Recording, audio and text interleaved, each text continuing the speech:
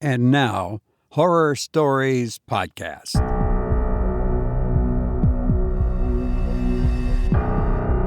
Hello, this podcast is home to the most special audience in all of podcasting. I'm grateful that you are here.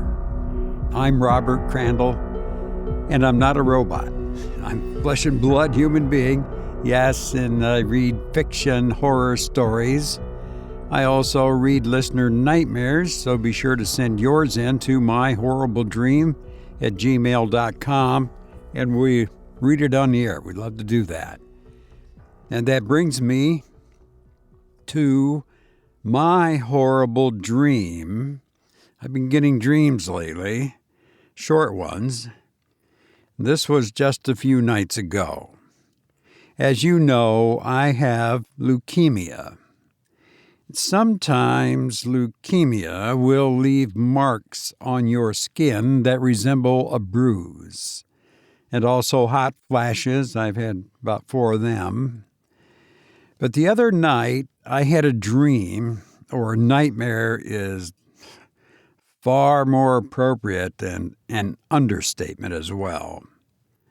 I dreamt that I had a large, by that I mean about 5-inch diameter bruise on my right thigh. That is the bruise or the mark caused by leukemia. A very dark red with black veins running through it. And other smaller ones as well, with little black veins and dots in them. And the blood vessel that runs up the thigh was black and bulging.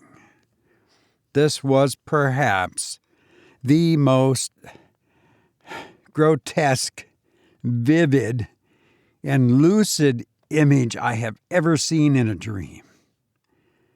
I woke up consumed with terror, dread, fright, like never before. I was so shaken. I checked my thigh, and much to my relief, it was just fine. I couldn't believe it was a dream. It seemed so real. I fell back on my pillow in much relief. The image is still very clear in my mind. It just happened a couple of nights ago before this recording. And when I think about it, it still is very disturbing. So hopefully everything is all right with you, and hopefully this repugnant picture in my mind will fade soon. And I hope you are well.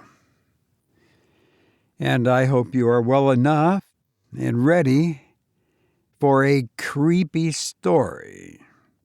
In this story, a man takes a shortcut through the forest at night. No, not a good idea. I hope you enjoy In the Forest of Villefere by Robert E. Howard.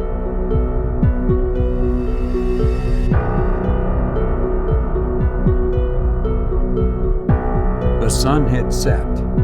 The great shadows came striding over the forest. In the weird twilight of a late summer day, I saw the path ahead glide on among the mighty trees and disappear. And I shuddered and glanced fearfully over my shoulder. Miles behind lay the nearest village. Miles ahead lay the next. I looked to the left and to the right as I strode on. And anon I looked behind me, and anon I stopped short, grasping my rapier, as a breaking twig betokened the going of some small beast. Or was it a beast? But the path led on, and I followed, because, forsooth, I had naught else to do. As I went, I bethought me, my own thoughts will rout me, if I be not aware. What is there in this forest, except perhaps the creatures that roam it, deer and the like? Tush, the foolish legends of those villagers. And so I went, and the twilight faded into dusk. Stars began to blink, and the leaves of the trees murmured in the faint breeze. And then I stopped short, my sword leaping to my hand, for just ahead around a curve of the path, someone was singing. The words I cannot distinguish, but the accent was strange, almost barbaric. I stepped behind a great tree, and the cold sweat beaded my forehead. Then the singer came in sight, a tall, thin man, vague in the twilight. I shrugged my shoulders, a man I did not fear. I sprang out, my point raised. "Stand!" He showed no surprise. "I prithee handle thy blade with care, friend," he said. Somewhat ashamed, I lowered my sword. "I'm new to this forest," I quoth apologetically. "I heard talk of bandits. I crave pardon. Where lies the road to Villefere?" "Corbleu, you've missed it," he answered. "You should have branched off to the right, some distance back. I'm going there myself. If you may abide my company, I will direct you." I hesitated. Yet why should I hesitate? "Why, certainly. My name is de Montour of Normandy." "And I am Carlos de Leu." "No!" I started back. He looked at me in astonishment. "Pardon," said I. "The name is strange. Does not Leu mean wolf?" "My family were always great hunters," he answered. He did not offer his hand. "You will pardon my staring," said I as we walked down the path. "But I can hardly see your face in the dusk." I sensed that he was laughing, though he made no sound. "It's little to look upon," he answered. I stepped closer and then leaped away, my hair bristling. "A mask!" I exclaimed. "Why do you wear a mask, monsieur?" "It is a vow," he exclaimed. "In fleeing a pack of hounds, I vowed that if I escaped I would wear a mask for a certain time." "Hounds, monsieur?" "Wolves," he answered quickly. "I said wolves." We walked in silence for a while, and then my companion said, "I am surprised that you walk these woods at night. Few people come these ways even in the day." "I am in haste to reach the border," I answered. "A treaty has been signed with the English, and the Duke of Burgundy should know of it. The people at the village sought to dissuade me. They spoke of a wolf that purported to roam these woods." "Here the path branches to Villefere," said he, and I saw a narrow, crooked path that I had not seen when I passed it before. It led in amid the darkness of the trees. I shuddered. "You wish to return to the village?" "No," I exclaimed. "No, lead on." So narrow was the path that we walked single file, he leading. I looked well at him. He was taller, much taller than I, and thin and wiry. He was dressed in a costume that smacked of Spain. A long rapier swung at his hip. He walked with long, easy strides, noiselessly. Then he began to talk of travel and adventure. He spoke of many lands and seas that he had seen, and many strange things. So we talked and went farther and farther into the forest. I presumed that he was French, and yet he had a very strange accent. It was neither French nor Spanish nor English, not like any language I had ever heard. Some words he slurred strangely, and some he could not pronounce at all. "The path is often used, is it?" I asked.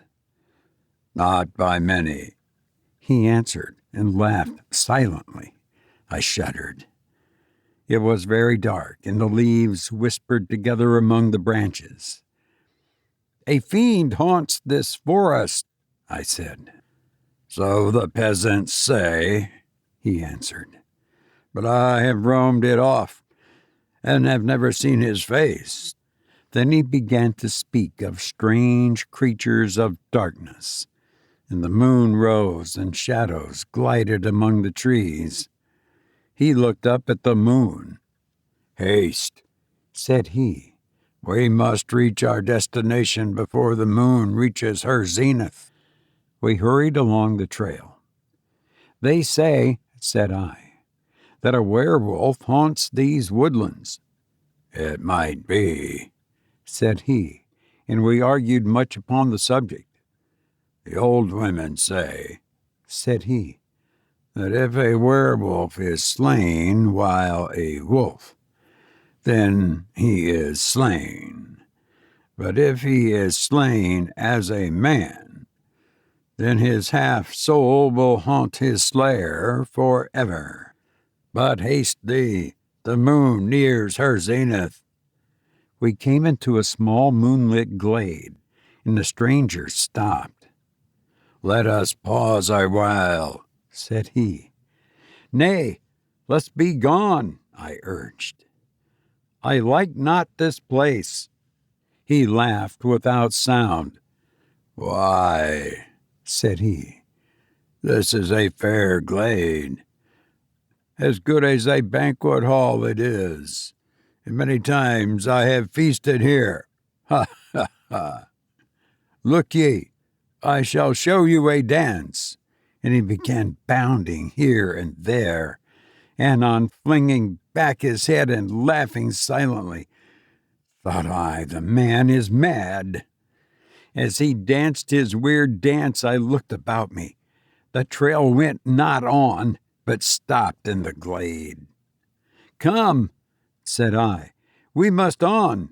Do you not smell the rank, hairy scent that hovers above the glade? Wolves den here. Perhaps they are about us and are gliding upon us even now." He dropped upon all fours, bounded higher than my head, and came toward me with a strange, slinking motion. "That dance is called the dance of the wolf," said he, and my hair bristled. "Keep off!" I stepped back, and with a screech that set the echoes shuddering, he leaped for me, and though a sword swung at his belt, he did not draw it. My rapier was half out when he grasped my arm and flung me headlong. I dragged him with me, and we struck the ground together. Wrenching a hand free, I jerked off the mask. A shriek of horror broke from my lips. Beast eyes glittered beneath the mask. White fangs flashed in the moonlight. The face was that of a wolf. In an instant, those fangs were at my throat. Taloned hands tore the sword from my grasp. I beat at the horrible face with my clenched fists, but his jaws were fastened on my shoulders. His talons tore in my throat. Then I was on my back. The world was fading. Blindly I struck out. My hand dropped, then closed automatically about the hilt of my dagger, which I had been unable to get at. I drew and stabbed. A terrible, half-bestial, bellowing screech. Then I reeled to my feet, free, and at my feet lay the werewolf. I stooped, raised the dagger, then paused, looked up. The moon hovered close to her zenith. If I slew the thing as a man, its frightful spirit would haunt me forever. I sat down waiting. The thing watched me with flaming wolf eyes. The long, wiry limbs seemed to shrink, to crook. Hair seemed to grow upon them. Fearing madness, I snatched up the thing's own sword and hacked it to pieces. Then I flung the sword away and fled.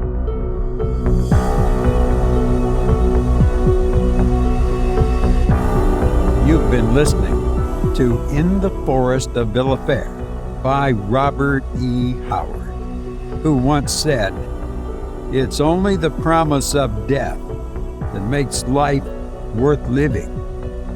I've enjoyed being with you, but now I must go. I hope to return soon. Please be well, and thank you for listening to me.